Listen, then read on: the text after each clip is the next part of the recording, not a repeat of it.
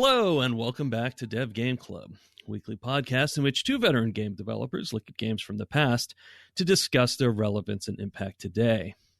I'm Brett Duvall, and I'm joined, as always, by my co-host, a man who sure did do a lot of podcast interviews this past year. Too long ago. Yeah, actually, this is a weekly podcast in which two veteran game developers looking at from games from the past to discussing their relevance and impact today. It's our meta takeaways episode where we talk about the last year.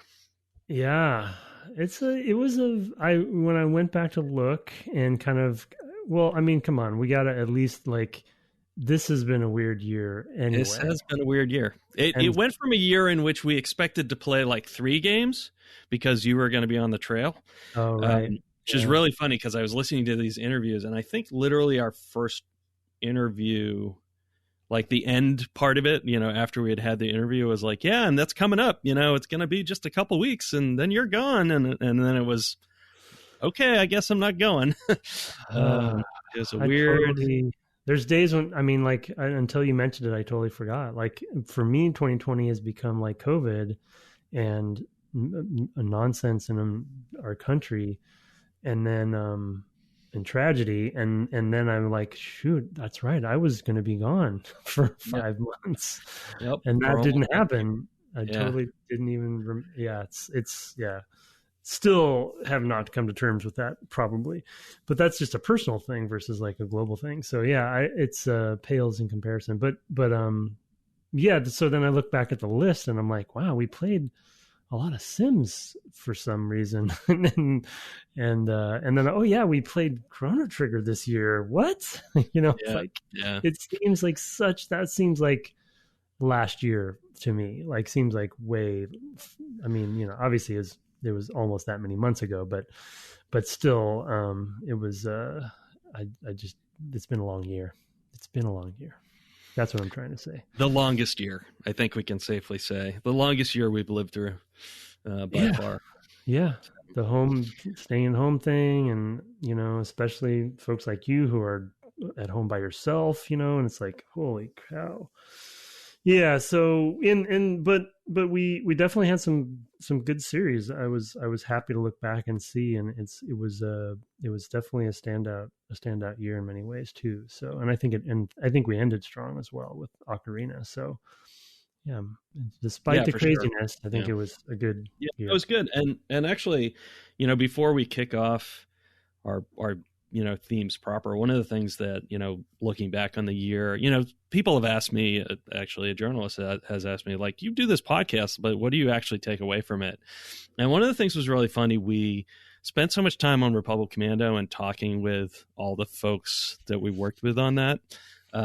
And I do have like some specific things that I take from that, or they're like literally quotes and things. But one of the things thinking about that was, reflecting on that, I'm working on that game, or really any game I've worked on, is that when you're in game development, it's like every day is problems. And I think that's partly why we have a hard time playing our own games, is because our only lens on the game is problems, right? Yeah. Like we can only look at games that we've worked on as a series of problems, whether or not we solve them well, or like the ones we had to set aside, or because we still see the problems that the game has, or what have you. So you just have this like one lens looking at the games you've worked on, which is like, yeah, that was a lot of work, and there were all these problems.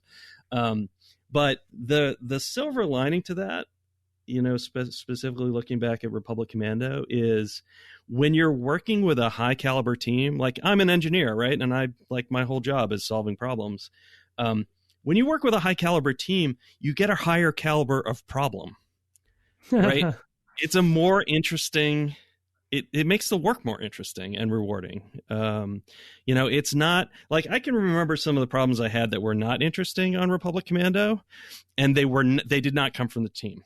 I don't want to throw, any software licenses under the bus, but I can remember specific problems that I had that were annoying, and they were just like, oh, this is a thing that I expected was implemented and is not, and I just have to go do this boring thing now, as opposed to solving the real creative, hard problems, the innovation problems, the people problems, to be honest, right? I mean, there are times where there were those as well, but even that's more interesting, and like the problems of like, we talked to the audio guys, and it's like how to make it possible for them to be more of a part of the team was a creative and management problem that you had starting out with the project. But it was also a problem for engineering. Like, they have to be in these levels and, at the same time as other people have to be in these levels, right? So it's, it's just, I don't know. It's just a more interesting calibers of problems to build a game than some other projects I've worked on. So I don't know. I was just thinking about that, when I was reflecting on the past year as it ties to my specific career. So. And so you're saying that was the answer to the journalist that when they asked you? Yeah, I think it was just that was kind of a way that was an example. Was an example. Like that's one of the things that I didn't think about. Like, because when we play some Nintendo game or whatever, and it's like, well, I'll probably never make a game quite like a Nintendo game.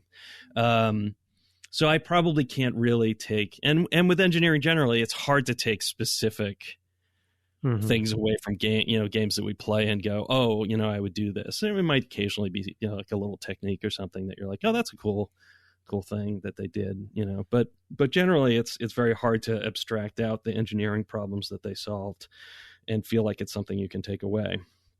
So it tends to be more designy and it doesn't really necessarily impact my job.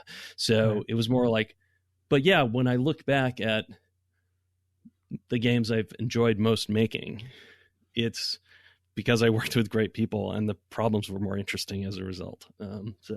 Yeah, cool. That's neat. Yeah. I mean, we do talk about it from time to time, but I think, for speaking for myself in that regard, as we are looking back, but also not just the year, but the podcast, I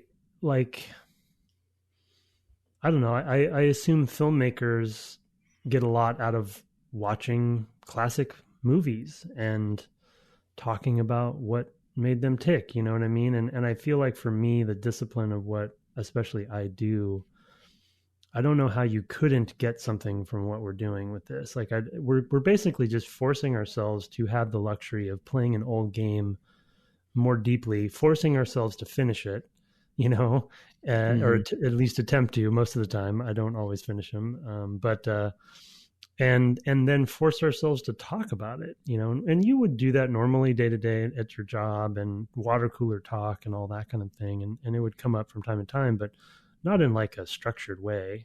I mean, that's where the whole book club idea came from, and that concept. And so, like for me, I get something from. I'm constantly learning. I feel like I'm almost like in school sometimes. Not that we're teaching ourselves, but you know what I mean? Like just a prompt and a structure and an end result. And so anyway, yeah, it's been sort of very interesting. And I think everyone, whenever I do introduce somebody new to the podcast and I say, hey, yeah, Brett and I are doing this thing and here's a link. And I always get the surprising response of, what, you have 200 and what episodes? Yeah. And I'm like, yeah, I mean, but I don't, it's not like, I've noticed, you know what I mean? I just kind of enjoy learning and there's, you're bound to pick up something when you're podcasting that much. Yeah. And playing that much. Yeah. It's probably 400 hours of content, something like that, which is astonishing to me because that means I experienced it 800 hours worth. Yeah, you've taken the brunt of it. Yeah, doing the editing, but that's just like, wow, that's a lot of time. Yeah, I'm still waiting for that day when you're like, yep, I'm done. This is not. I can't do it anymore. The good one. One of the good things about introducing new people to the podcast that I've noticed that is good about our format is that, we had that example recently of that friend of mine who's from my guild in WoW. And, people can go back and they don't have to listen. It's not like a journalism podcast where, you might want to like have some continuity between every single episode or something Right. and such, or like you can't listen to serial episodes 3 and 9, Yeah, exactly. Yeah. Or like a TV rewatch, right? It's sometimes those are hard to watch not in order or listen to not in order, but or out of order. But with us, people tend to go back and they'll just listen to the series of games that they like or played, and they're a little bit more encapsulated, which seems to be nice. But anyway, so that was just one sort of general reflection. I'm not going to probably draw on a lot of quotes from, I do have some, but probably not a lot that I'll draw on from Republic Commando, but I just like had a general thought of like, I said at the time, like it made me think about how lucky I was to have worked with those folks, but that I think is part of why, like when I thought about it, I was like, well, why, sure, they're all good people, but I've almost entirely worked with good people, right? That's not really the issue. It's not just the people. It's that like I said, like I can only see problems on the games that I've worked on when I play them to some degree, like because the game was never really done, right? Because you just ship it because you could polish forever. But it is really just like, but the problems I get to work on, the problems I got to solve were pretty good. They're pretty good problems to get to work on, and that's pretty exciting. So anyway. I've come to a point where I have trouble working on franchises that I've worked on, even if I didn't work on specific games in that franchise. Yeah. But anyway, so we can. Yeah. All right. So let's move on. Why don't you go ahead and I know that you sort of like, I tend to just listen back to the interviews and pick out things that I really, that really resonated with me, and you sort of took a different approach. So what was your kind of approach, just to explain to folks how you approached your takeaways? Yeah, so I looked at my notes from last year to kind of refresh my memory, and I think I did a similar thing last year. I do a bit of a hybrid in that I look at all of the games we played that year and see if there's a theme that has looking backwards has sort of surfaces between that set of games. And so, and any takeaways or gems that I have concluded or we have concluded while we were going through them just on our own. And then separately, I also think back to essentially what I would call memorable moments in the interviews that either created a gem or just were fun moments that I think are worth mentioning. And I think your approach is a little different. So how did you look at it? Yeah, I just listen back to the interviews because I think a lot of what I get from the interviews, because, generally speaking, they're with people we haven't worked with, although there were obviously this year a number of people we have worked with. But for me, generally it's working with people, or talking rather to people I haven't worked with and understanding how they solve the problems on their game, whether they're design or engineering or whatever problems. And so that is a thing that I really enjoy about the podcast. And so I really just are like searching out those quotes that like distill that, like you said, that gem, rather than looking for overall themes in the games themselves. For me as a developer, like I really just like the conversations are the important part. No, obviously I love the book club aspect of the game, but when we do, like, the things that I take away typically are like, oh, we had this interview and we talked to this person and they said this cool thing. Right. Yeah. So similar, but not the same. Approaches. Yeah. So, do you want me to jump in? Yeah, go ahead. Jump in with your first one.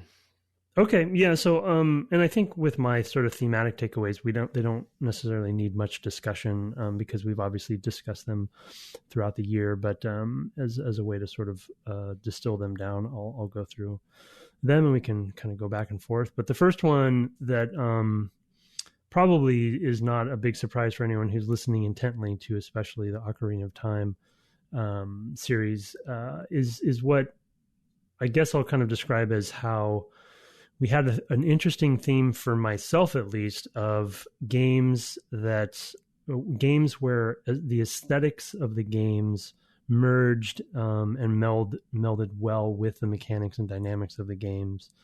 And so in Ocarina's time, in Ocarina series, that the example there is obviously the way that music and the ocarina itself was integrated into the structure and the format and the and some of the mechanics in the game, and it was also thematically very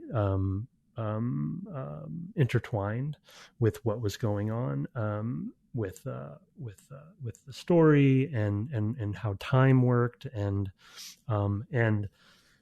as I think I've said multiple times on many series, I'm most appreciative and drawn to games where those three concepts are really tightly wound and are hard to decouple in and of themselves. And anytime it's hardest to get the aesthetics to really work well, I think, with the other two, because they have a lot more than just gameplay is at stake there. You have art direction, music, composition, audio, all sorts of different things.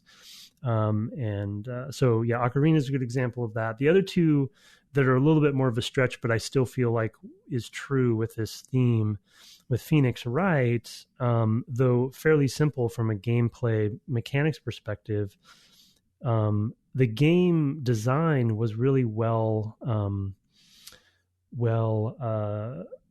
organized around the concept of being a lawyer. Now, yes, it was anime lawyer, and yes, it's larger than life, and that's sort of part of their aesthetic. But you are investigating, and we talked about sort of they crossed over the line of being a lawyer versus a officer of the law, of course, right? Because you're kind of both in that game. But for the most part, you're doing things that lawyers would do, in the game, and you're investigating and you're questioning people, but that's also the mechanics of the game, and that's also how it works. And so that was an example. And with Chrono Trigger, the obvious one there is the theme of time and the aesthetic of time and the different sort of states of the world. And then eventually that becomes a mechanical and dynamic part of how you're moving through all of those different worlds when you can do it on a moment's notice. And that was just, again, a very nice kind of package, if you will, of that whole concept. And then Chrono obviously being a big theme in the whole game. So again, really appreciate it. And I think that whether designers would ever, often mention it or call it out, I think these even subconsciously, these sorts of games stick with us as developers and influence us as developers because of those things being so well designed and interconnected. So anyway, that's my first one. Cool. Yeah, I will. I'm like trying to pick out quotes to like not step on your coming themes as well. So, that's okay. I mean, I can also just when you just throw one out, I'll piggyback. I do have some. I had picked three separate things out from our interview with Jeff Morris, who was the Civ 3 producer. And they're all good, and so I can't really pick between them, and I'll probably, snippet them in here. But there were three things that he talked about as far as being a producer that I thought really encapsulated what makes a good producer. One was done is not the same as good, by which he meant like something can be done, and then that's the point at which a producer can be really effective at taking that thing that's done and turning it into something that's good through, applying polish with the production, with the members on the team who are going to produce better art for it or what have you. I would say another key takeaway of that time directly to that point was I started to learn the difference between being done and being good. And it was very easy for a producer to say, oh, the asset is in and the code is hooked up and the sound effect is added, and think the job was done. There was also liking the ability to put your team in a position to be able to say yes to be, to something like, wouldn't it be great if, was the question, wouldn't it be great if such and such could be in the game? And trying to be in a position where you can say, yes, let's try that, or yes, let's put that in the game. And really, you want to ship your 518th implementation of any one feature so that you have the chance to say, wouldn't it be cool if so many game development studios, because of the culture or the aggression of the timeline or the deal, that the answer is always no to wouldn't it be cool ifs. You want the answer to be wouldn't it be cool if to be yes, 80% of the time. And then another aspect of being a producer that I really respected hearing from him was like thinking about production as a tax on the sort of development, that you want to be getting something out of your tax dollars, which in some cases might be, being able to get something to good from done, or in other cases being in a position to say yes to wouldn't it be great if. But also on the flip side, it being okay to neglect certain people because you're going to get more from them if you don't put a tax on them of any kind, right? So he was talking about working with Sid Meier or Soren Johnson, who was another person we interviewed. By the same token, like when it came to Sid, when it came to Brian, when it came to Soren and the other engineers, for the most part, you were rewarded for neglecting them. And that's something I've discovered ever since that I really value in engineers and designers is there's some that if you leave them alone and then you come back when they said come back and they're like, oh, I need another 2 weeks. Well, that guy is punishing me for neglecting him. But you have that core, and those are the people I generally like working with the most, is that I can just sort of say, you got it? They say, I got it. You know where you're going? I know where I'm going. And then you come back and not only did they do what they did 10 times or 2 times more. And often the overhead of production, doing stand-up, status meetings, we tried every status meeting mechanism known to man at Firaxis. All that tax on their time where they could be coding generally didn't give you any predictive insight to when they'd be done. All you did was burgle time that they could be moving things forward, could be discovering things. And I'm nodding. For me, the idea that this is very much a more recent perspective I've got, but that game production is a tax and you better get something for your tax dollars. And the people who seem to have the most resentment against producers are sort of the people that I feel are taxed the most and then still hit a pothole metaphorically every time they drive to work that day. So those were all really, really good tidbits from Jeff that I particularly enjoyed. And it was hard to pick between just one of them. So you'll probably hear those mixed in here somehow. Yeah, Jeff is, as those who listen to that episode know that I'm friends with Jeff and we've worked together before, and he is. I have a list of quotes specifically from him over the course of, and I actually from time to time text him. I'm like, what was that one thing you said that one time?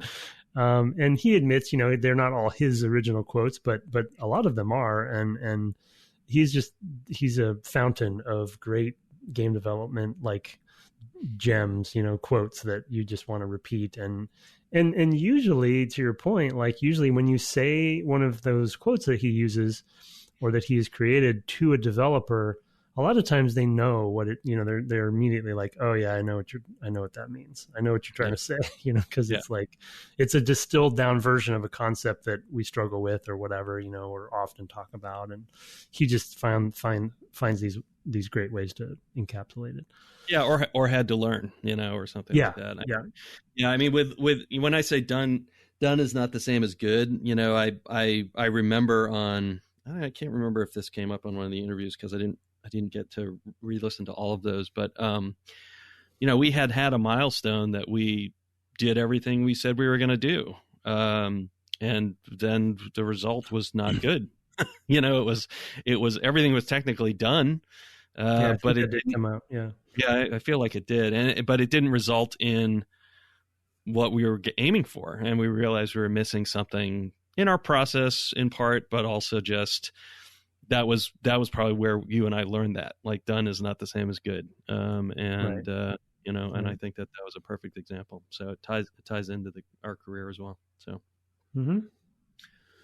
what about another one from you? I'll kind of go back and forth between the two sort of concepts to keep some because you're going to put in some of the snippets. Snippets, yeah. So I'll jump over to an interview gem moment that I know we both had, and then you can add into your commentary on it. With Glenn Corpus, we talked to for Populous. There's times when we have a quote come out of these interviews, and almost every interview has something that's like this, but there's some that really stand out above others that I probably will never forget. And we've mentioned some of those from past years, but this one was the Rubik's Cube quote that Glenn mentioned about, how he essentially, I'll butcher it now and you'll hear it probably in a second, but he built the Rubik's Cube and Peter put the stickers on it. I think of it as rather like Rubik's Cube. I didn't know because when Erno Rubik made the cube that sort of where the corners can rotate, he didn't realize he was making this amazing puzzle. He was just making this thing that held together in a spooky, cool way. And then later on, he put some stickers on it and found out that he'd made possibly the best logic puzzle of all time. And not Populous as that. But at some level, I feel like Populous was like a piece of luck. It basically, the thing which I knocked up, which I made, had this weird flatlanders currency property, which Peter then turned into a game. And it's so I kind of in my more arrogant moments, I like to think of myself as the guy who invented the cube, and Peter is the guy who put the stickers on. So and it's such an interesting deconstruction of the process between two developers, but also specifically to somebody who is both of them have design minds, both of them are programmers, but they also approach things differently, and I just kind of got finished talking about aesthetics versus mechanics and dynamics, and Peter, as we know, is often has his head in the aesthetics game quite a bit and talks very, very, richly about what the promises there are going to be, without kind of having examples. And Glenn was sort of like that for Populous, at least. Glenn sounded like the sort of foundational brass tacks, like this is how this works, but we don't really have the aesthetics to go on top of it and make it sort of a whole thing. And Peter brought the stickers. So I don't know. I just feel like that's going to be one that I'm going to use in for the rest of my career in some way as an example. Yeah, that is a great quote. I loved what he followed up, because he was very humble about that, right? At the same time. Mm-hmm, mm-hmm. This will have been in the clip. I think I probably put it in before here, but what he says in follow-up is... it's really important. Rubik's Cube would be nothing without the stickers. Rubik's Cube is nothing without the stickers, right? I mean, he's completely upfront about, like, sure, you needed this technical, weird thing that you made, that, like, these interlocking cubes that could be turned and twisted all these different ways. But it wasn't anything interesting until you actually put the stickers on. And so he's very, like, humble about, yeah, sure, I made the interlocking pieces, which he also did basically over a long weekend. It was a great quote. And in fact, at the time we called it out of, like, that's the quote. Yeah. I used to go see movies with a friend, and afterwards, this was a long time ago, but we'd go to a movie, and it was like, afterwards you come out and you're like, what was the one quote, from the movie, the one line of dialogue that stuck with you. Right. And, and that was kind of similar. So, yeah, and to your point about him being humble, I definitely would reinforce that. I think the cool thing about the combination there is just that the stickers are also just stickers without the cube. They're so interdependent, that they can't be seen separately in a way. But anyway, yeah, it's a good one. Yeah, for sure. Yeah, what do you got? Yeah, I'll switch. I'll go to another producer. Might as well. Lanny Lum is somebody we talked to at the end of our Ocarina of Time series. And I know you have a separate thing to talk about, which I agree with, talking to Lanny. But one thing I really liked talking about, one thing she's taken away from a game that she's played, in this case Ocarina, is the questions Nintendo ask themselves when they build games. And that being something she tries to bring to games. I listen to the types of questions that they ask themselves, when they're making a game. Yeah. And I think that in itself has just taught me a lot about, like, I'm not a designer, but, and not an artist, but it's the questions that I feel like I will bring to the table, as a producer when we're having those discussions. I mean, I remember just, when we were working on Halo 5, for example, and we'd be in narrative discussions, and I would think about those interviews, like, what would they ask themselves? Like, they would ask, if I was, when it comes down to, like, how would this character move? What is it?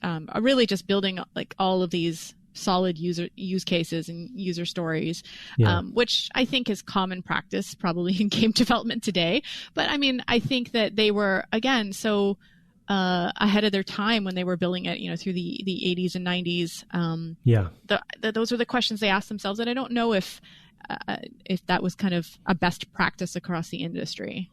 Mm-hmm. And the two of you had a nice little interchange about that you would have meetings where she tried to keep you on track with that. I guess working on the Halo series, and that was nice and cute. But I really like that is a thing we can take away from Nintendo games, is that you can look at them as answering a series of questions. I mean, it might be based on the controller often, right? What new interactions are possible because we've got this new controller, but other things as well, like the contextual movement, like how do we translate this thing to 3D, right? I mean, how do we make it feel like the 2D games, but in 3D, which was a thing that was one of your overall takeaways for the series, but also just clearly a question that they were constantly asking themselves. So yeah, I thought that was a really good insight on her part that was in line with the sorts of things we do on the cast. So yeah, that was great. Yeah, it was fun having. I'm glad we did that episode to have another developer on who hasn't worked on the game but has had the game influence them. So maybe we'll do more of that in the future. Lanny was a great addition there. So for, I guess, my next one. This is more of a sort of umbrella theme. Looking back at the year, one thing I realized, which I think we were maybe making up for lost time to some degree because we haven't played a lot of simulation-based games in past years. And so we just kind of by chance ended up doing a few in the same year. And so what I wrote down is really just making the mundane into something that is fun as a theme that I saw there. And I know we talked about it in various series like Civ 3, Animal Crossing, Populous, and even to some degree Phoenix Wright. And I think that Sims, especially depending on their theme, can often, I think a lot of some of the audience members that maybe are turned off by them see them that way. But I think if you talk about Animal Crossing specifically as the best example of this concept, that I love that games have challenged that concept, and that, you can take things like living in this little village and turn them into these fun, delightful experiences with goals and motivations, but also sometimes not, just living in the world. But then in the simulation side for Civ and Populous, obviously there's war and there's battles, and it's not necessarily mundane all the time, but you are also just mining and, setting up towns and building things, and it's abstracted, etc. And there definitely are some spikes of excitement with conflict and stuff. But in Populous, you're literally just raising and lowering ground for most of it, until and then you don't even get to directly control the characters. So, I just saw an interesting sort of theme there that is a reminder to me that, the filter of interactive design can be put on anything, and with some special sauce, you can make it interesting. And Phoenix Wright, I put in there in that category as a stretch example, meaning, courtroom dramas, we make great TV shows out of them, right? And movies and such, and now things like Phoenix Wright. But that's ultimately though serious stuff happens in courtrooms, it's also not something you would naturally see as something that could be gamified. So That was a theme. I think one of the things that game is simulating, I don't know that we talked about it quite in this way, but was like it was simulating the arc of an episode of a show, right? You know, yeah, that's a good point. Is that because it is such a visual novel sort of game, right? That it has that novel feel, or story arc feel of like the drama heightens, and then you get to the to the real climax of all of that, and like literally the intensity is going up because the objections are growing, the faces are getting more intense. I can remember like how eyes would bulge and like all that stuff was just like, and faces would be like the manga style or anime style sort of intensity that you'd see on the faces, and arms being slammed down on tables, and then even more objections on objections. Like that was a really funny how it did that mechanically. Yeah, totally. Really, really funny game in that way. I think the next one I want to talk about is a little rhyme I found between a couple of episodes that was a thing that reinforced to me, and especially in a game where we played Ocarina, where music and audio was a big part of what we talked about.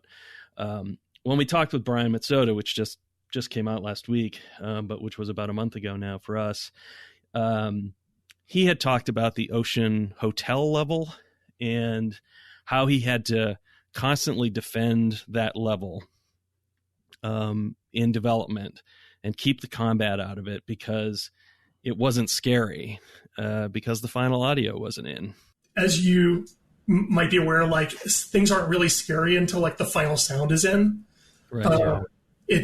Otherwise it just kind of feels like, well, this is mildly scary or even annoying.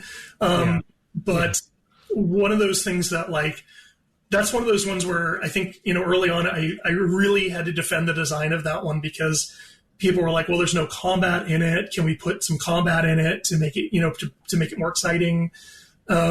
And I stuck to my guns on that one. And when we did get the final the sound in, luckily it was like, everyone's like, oh, now I understand. It is scary now. Right. Yeah. It's just one of those things where, and of course, you have to, it's kind of a gamble because like I'm pretty sure it's going to be really scary when the sound goes in. And had it not been, I would have been probably in trouble. So, and so you'll hear that clip.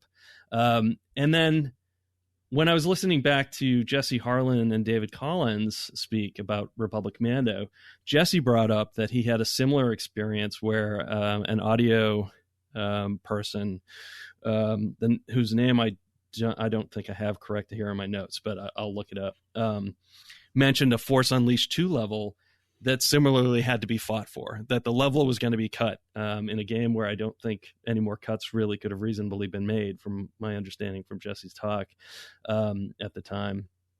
But because it didn't have the audio in yet, it didn't work. Aaron Brown, who's an amazing sound designer and composer and songwriter and piano player, etc. Aaron Brown single-handedly saved an entire level from being cut in the development of Force Unleashed 2 because it hadn't had its audio pass done, and the team was like, this just falls flat. It's not working. This isn't fun. And Aaron begged to be allowed to do the audio pass that he knew he had in his head. And when he did it, everyone was suddenly like, oh my God, not only is it fun, but like it's tense and stressful and works, and it stays. And that led to a really interesting conversation about the impact of audio, and that kind of happens in both of those conversations. So is a further reminder to us that we really we need to pay more and more attention to that going forward, both as developers, which I think we've done a pretty good job of generally in our careers, but also as players. Yeah, we definitely don't focus enough on audio and music in the on the podcast, and need to do better, and we'll keep trying. But yeah, as far as development goes, I'm glad you brought that one up. I wouldn't have connected those dots and didn't remember those. But I think it's always been just a conundrum to me. Why conundrum? I don't know what word I'm looking for there exactly, but just that it's just crazy to me that that story happens. I feel like maybe every game I've been on in some small or big way when it comes to audio, audio being missing. That's why I try to get audio into the game so early. Yeah. But for whatever dumb reason, it does happen often. But yet on the flip side, if you were to play a level without textures, it's very clear to people what is missing and why it might not be quite singing the way that it should or feeling the way that it should. Yeah. And did that come up? Yeah, that came up as well as part of the same. In fact, coming right off of that conversation with Jesse, Dave elaborated on that, saying, it's an invisible art form. And like how we don't know how to talk about it. Like we actually even talk about that on that cast, is like, on the podcast, we have a hard time talking about it because we feel a little uncomfortable. It's hard to talk about because we don't know how to describe. We don't have the tools for describing it. And all that means is we need to get better at doing it just by practicing, right? I mean, we just need to do it. The more we do it, the better we will be at doing it. So, So I'll go back to a quote. This one was also from Glenn, or sort of a section where he was kind of describing something that Brett actually asked him, I believe, in the interview. And we both were kind of wondering. I'm looking at the Soren actually quote. So I'm going to switch that to Soren, is who I meant to say. Soren, and we were playing Civ 3, and we were wondering sort of because when you play a Civilization game and you try to think too hard about how it's built, and you think, wow, what's the AI like to really generate this? How do they approach that problem? And Brett asked him that question, and his answer was very intriguing because he kind of approached it almost in a and that's one thing I enjoyed about talking to Soren, is because he's so sort of player centric and player experience centric when it comes to what he chooses to develop. To be clear, like there's no real fancy AI technique in the game outside of just like a star, right? Right.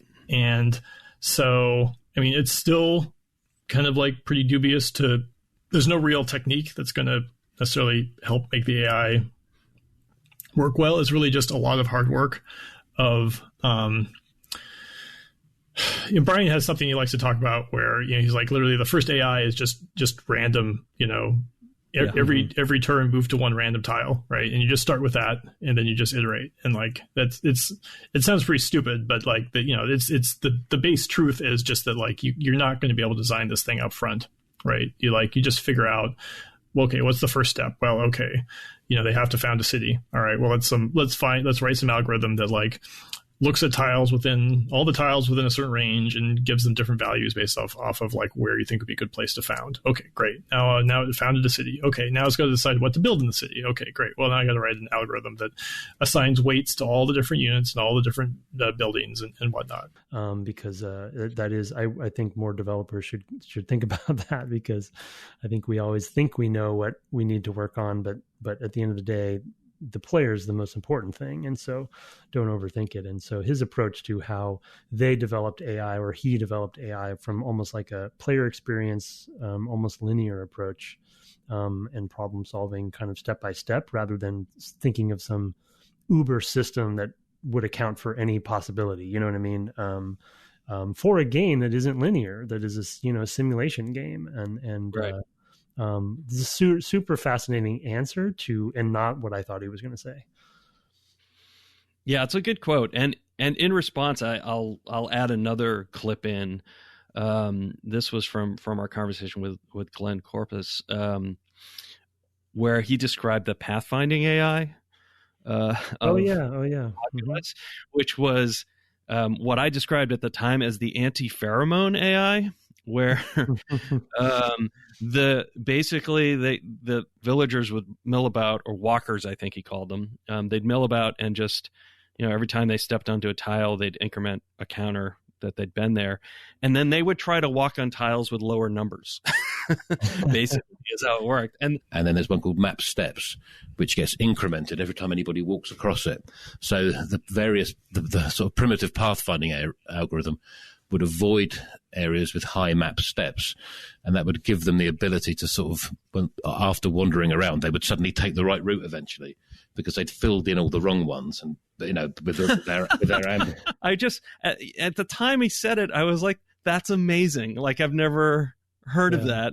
It's kind of a great idea, right? I mean, it means they're going to find new spaces to go, and I just at the time I was like, "Yeah, I don't know." Like, you can't design that. Right, you can't think of that ahead of time. You have to be in there, and just like it was similar to what Soren described of just like, well, what works. I start with the random AI to make a decision, and then I try to make it better with some, by applying progressively more interesting algorithms for doing things. Which makes all of Soren's discussion really interesting. But it's a similar tidbit from Glenn, also sort of a gameplay programmer to some degree, and really, really fun quote. Yeah, that's a good connection between the two interviews. That's awesome. That's one of the things that happens when you just go listen to them all again and again. Yeah. Like I listen to them at twice speed, so I actually get through them fairly quickly. But like finding we had a lot of them this year. That's why I didn't get through all the Republic Commando ones. Right. No, I'm not trying to snub those folks. I just didn't get to all of them. I'll stick with Soren for a moment. And maybe this will be. I have some others, but because we had a lot of good stuff this year. One of the things Soren said, and this was in talking about cheating and like how this was a whole thing, and maybe it's still a whole thing in sort of strategy games, that the AI isn't quote unquote cheating. And you mentioned the player experience as being how he develops. And this is another thing that he talked about in that way. And that was making the small decisions that the AI makes plausible, like that you could imagine if you were playing against a human player, that they would make similar decisions, or at least you could look at them and say, oh, that's reasonable. And then your mind would kind of fill in the sort of strategy behind it. Yeah, you want to make the small decisions plausible because the human mind will fill in the gaps, kind of between them. Even if that strategy was not present in the code, right? So that's the smoke and mirrors part, is like I show you this thing and you come up with a story behind how that was made, that decision was made, that maybe doesn't actually reflect, right, what's actually going on. So I thought that was a really good insight. And for him, that was, like I said, part of focusing on the player experience. Like, what is the player going to experience when they sees the other Civ do that thing? So I thought that was a really interesting sort of make the small decisions plausible, was a really like bite-sized, interesting thing about a strategy game that I thought was really, really cool because the player will, like I said, make up the difference for you. Right. Yeah. We definitely, humans have a tendency to overthink what needs to be done, and thinking. Yeah, we recognize patterns when they're not there. Yeah. So I'll do I think the last sort of macro theme that I'll hit today, and then I have a couple small quotes. But the theme, the other theme that I wanted to bring up that I thought was fun about this year, that really impacted, that was coming from the Civ series, Populous, Animal Crossing, and Vampire to some degree, is really the stories that come, but primarily from the sim games, is really the concept that stories, player stories, and stories in general come from systemic games, like the simulation games we played. We still have these interesting situations that will occur, and Civ is kind of the ultimate example of this because so many great stories can be told about what ended up happening and what went wrong. And I know both of us had stories as we went, but I actually wanted to point out not a interview that we had, but we had a listener write in as a good example for this theme multiple times. Johnny Pockets, who is a acquaintance of ours now, and listens from the beginning and has written in many times, but he kind of had his own interesting exercise, which I think probably at some point we asked him to keep writing back because we wanted to know how it was going to go. But he kept writing in about I think it was Japan, right? He was playing as, and he had a goal in mind. Greater Japanese Co-Prosperity Sphere, I believe is what it was called. Yeah. Right.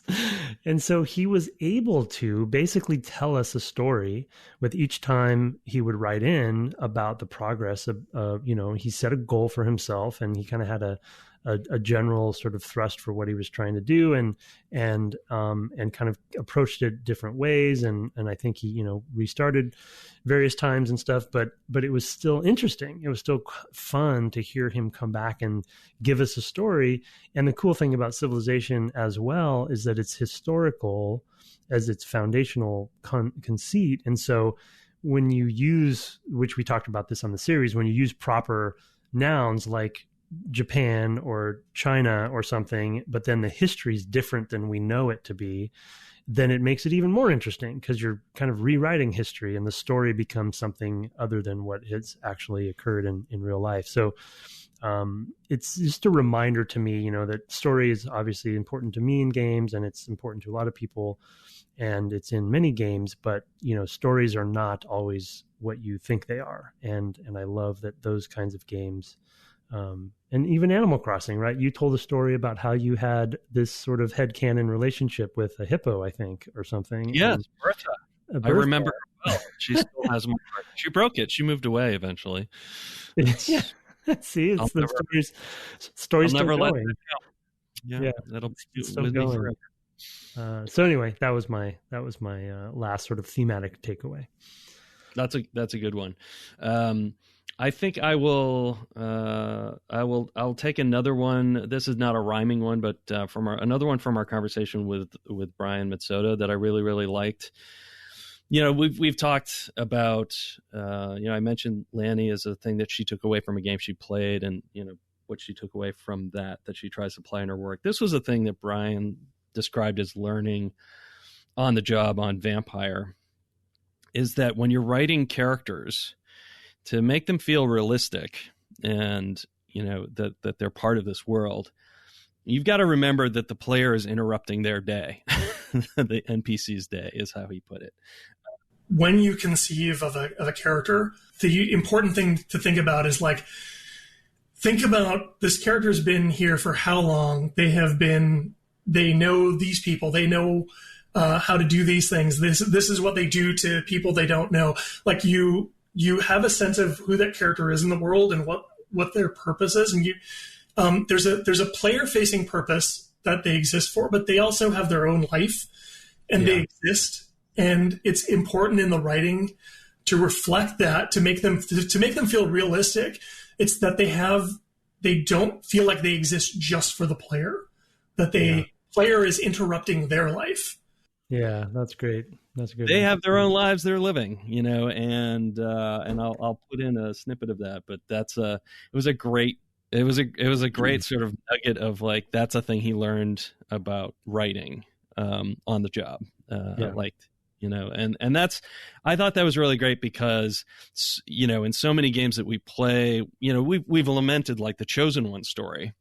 And that's why, right, is because in a lot of games feel like a Chosen One story just because I think, as you put it in that episode, it seems like the characters are just waiting around for the player to show up. Yeah.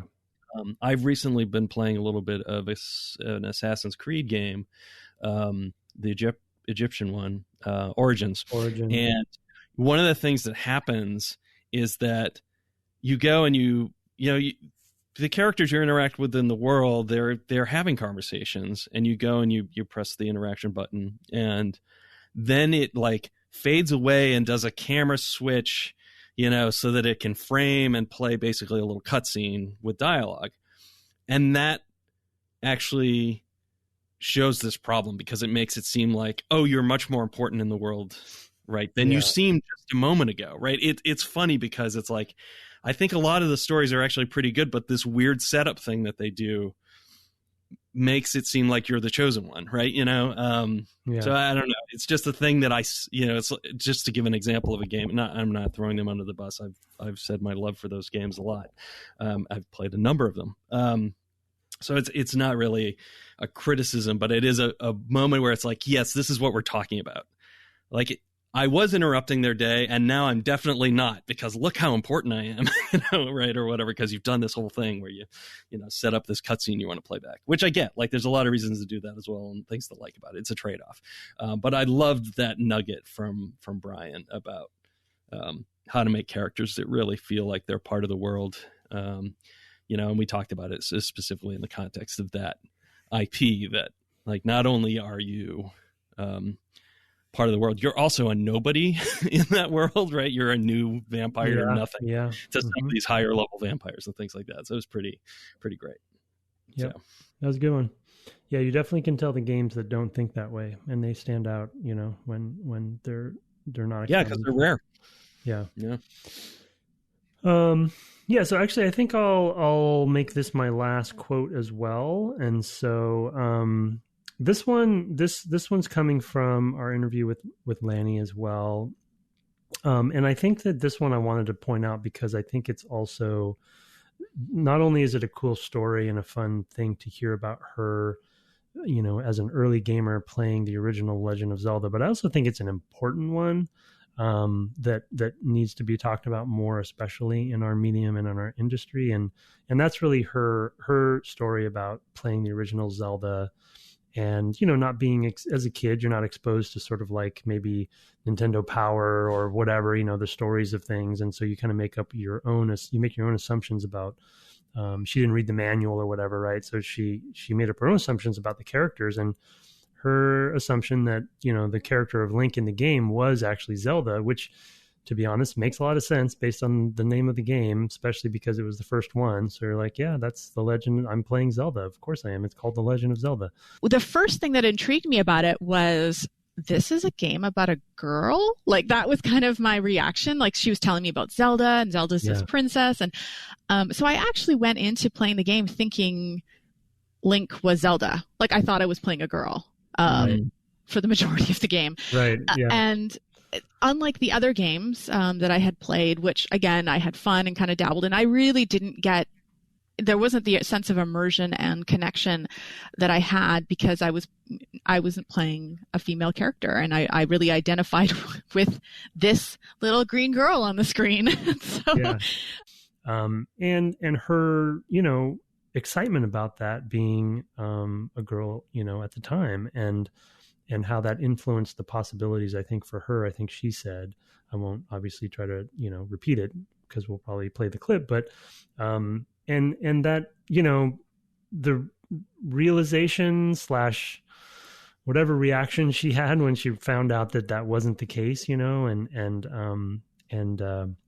imagining that on sort of a grander scale for girls playing games then and today and throughout history, and being aware of the importance of that perspective and representation in games. So, I thought that was just a great story coming from a, hardcore developer like herself.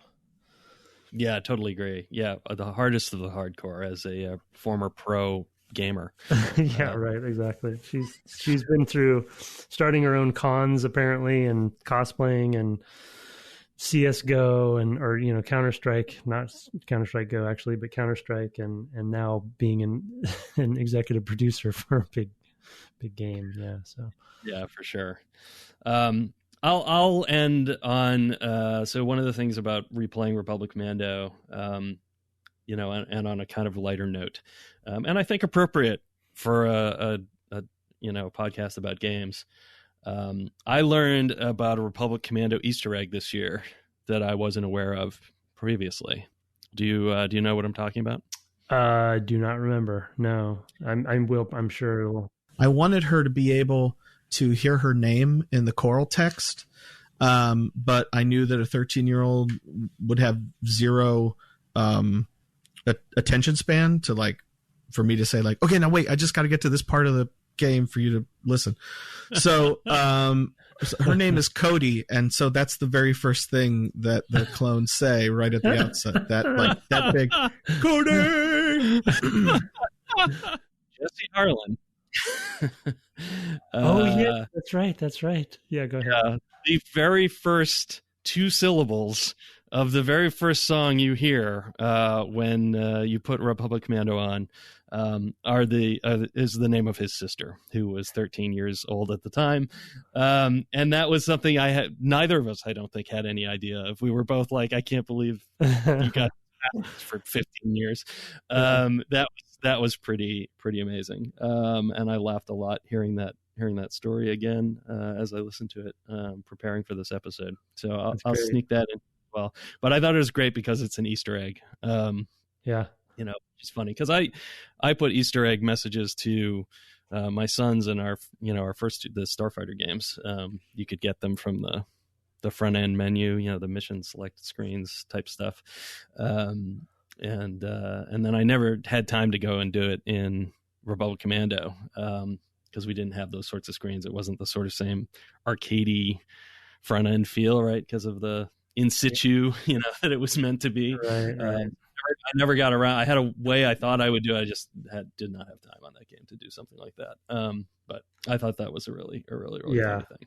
I mean, text Easter eggs or text, visual Easter eggs like textures or messages in some level, those sorts of things can be pretty common, but you don't really hear audio ones very often, especially music. So that was definitely a cool moment. Yeah, very, very, very funny. And it was funny because he said, he knew she wouldn't play enough of a game, so he made it literally the first thing. That was hilarious. It was really funny because if her name weren't Cody, it wouldn't have fit well with the sort of goals of the language, right? Of it having the sort of Russian Eastern European feel that they. Hungarian, I think, was another thing they had mentioned. Feel of it between him and David. Right. That's a really fun episode to listen to again, and made me definitely appreciate the time we got to spend with them to tie back to my original theme. So, anyway, nice. That is our year in review. I like to come all the way full circle, like a JRPG. So, all right.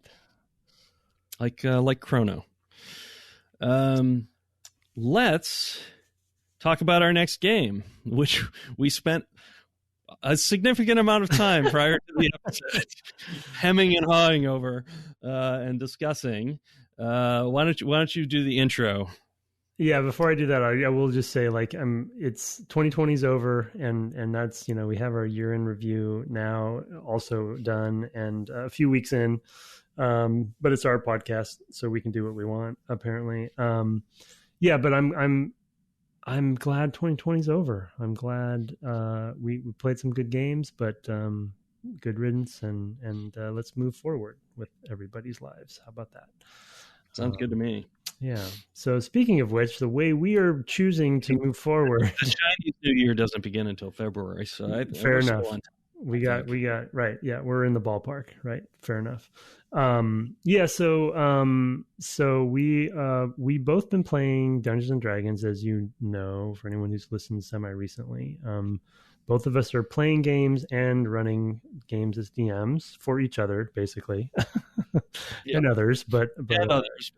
Yeah. But it's been fun to do that, and so it's been on the brain, and so. We were thinking about Dungeons and Dragons. We debated a few different options, but we ultimately decided that Baldur's Gate 1 is probably the sweet spot for what makes sense right now. Obviously, Baldur's Gate 3 is out / early access, made by a really good studio, Larian Studios or Larian Games. I forget exactly what their full name is, but Larian.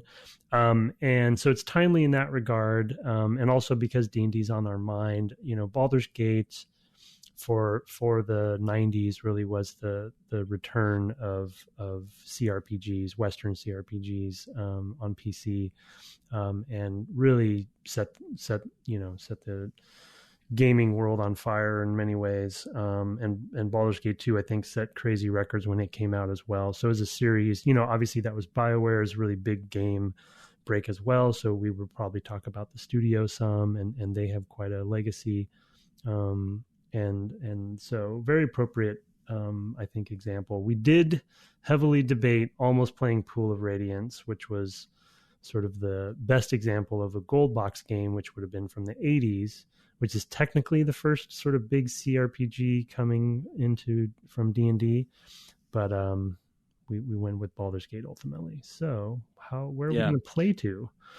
We're going to play. Well, I also want to comment, we've also, it was also weird because we have played an Infinity Engine game in Planescape Torment. So there is sort of it's kind of weird.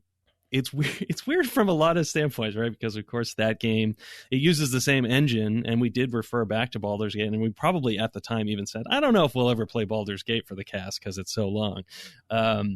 But we're gonna, and that was actually part of the hemming and hawing beforehand as well. Although, apparently this can be played in something like 30 hours. I'll believe it when I've played it.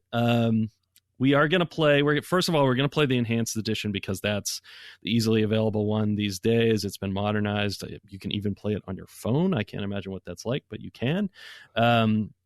We will be playing up through Chapter 1 because it includes building out the party a bit, which I think will be an important part to start talking about. Through Chapter 1, right?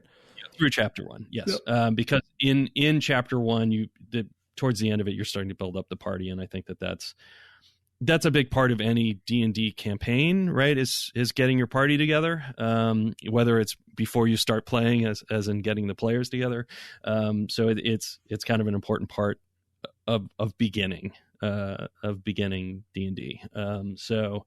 Or a D&D game. So I think it's important to include that. We had talked about just doing the prologue because, well, maybe we'll just set it up. But having done another Infinity Engine game and talked about this game a little bit and part of it, maybe if people want a refresher, they can listen back to parts of that series as well. So, yeah, and I think that it's looking back, I think I'm glad we played Torment, but Torment definitely, even though it's in the same engine, it definitely is a pretty different one of these, right. Baldur's Gate and that series, and then you have Icewind Dale and that series. Those are very similar to each other. But yeah, I feel like Planescape had sort of different goals too. So hopefully there'll be different enough discussions happening. Yeah, for sure. I mean, Torment almost doesn't feel like a D&D game in some ways, even though it has all the sort of classes and stuff in it.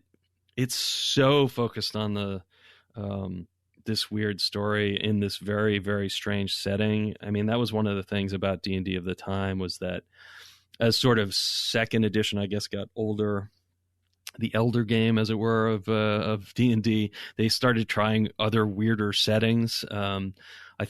I think Dark Sun was original D&D, original AD&D, not second edition, but this Sigil, and in the world that Planescape, I guess, was the setting title, was a whole thing with that was another one of their weird experiments that, I don't think they really knew how to capitalize on that and make all that stuff work. I mean, remember there's like Spelljammer, and they had all kinds of weird stuff that they were trying at the time. Yeah, for sure. To do different things with it. So it really is a different, since it's so different from the sort of standard setting, it does feel like a different enough game to talk about. So. And Baldur's Gate is like D&D, like D&D. I mean, it's fantasy, Sword Coast, Forgotten Realms. Yeah, we'll talk about it, but it's like the most fantasy kind of version that you can get, which I think was part of its success.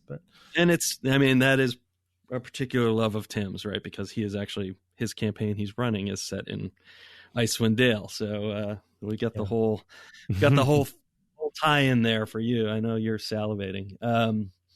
Pool of Radiance also set in Forgotten Realms, though. So we'll keep that in mind, maybe keep that in our back pocket for a couple of years from now, when we're in our third years of DMing and we're just grizzled and tired.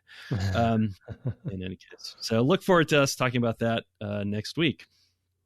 In the meantime, and we did have some reviews and a review and some feedback. We will get to those next week as part of our starting that series, but we thought we'd just kind of focus on the takeaways this week, because when I put in all the snippets, this will be a bit longer than we're recording to. But you can send that email to devgameclub@gmail.com and put in your reviews in Apple Podcasts. I'll see those generally. If we don't read out your review on the cast because you've put it into something else, some other podcast ecosystem, we appreciate it. Just send us a note and let us know. We'd love to read them on air. You can find us on the web at devgameclub.com, or on Twitter at devgameclub. You can also find Tim at Tim Longer Jr. with a JR at the end.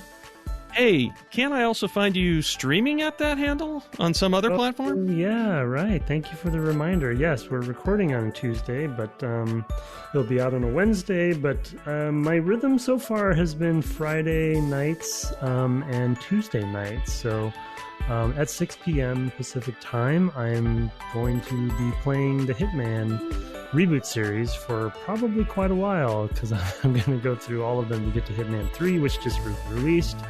And so, yeah, most of the time it'll be 6 p.m. Some Fridays will be 7 p.m. But yeah, look for me there. Thanks for everyone who's been coming by. We've definitely had some listeners and fans of Brett's streams come by, so appreciate that. And Hitman is a hoot to stream because it is complete chaos most of the time on what's happening. So yeah, if you don't know Hitman, it's a fun thing to watch as well as play. So yeah, stop by. Cool. Our intro and outro music was written and performed by Kirk Hamilton and commissioned by friend of the cast Aaron Evers. And of course, our new logo is by Mark Garcia. Thank you to all of them. Have fun gathering your party this week, and good night. Good night.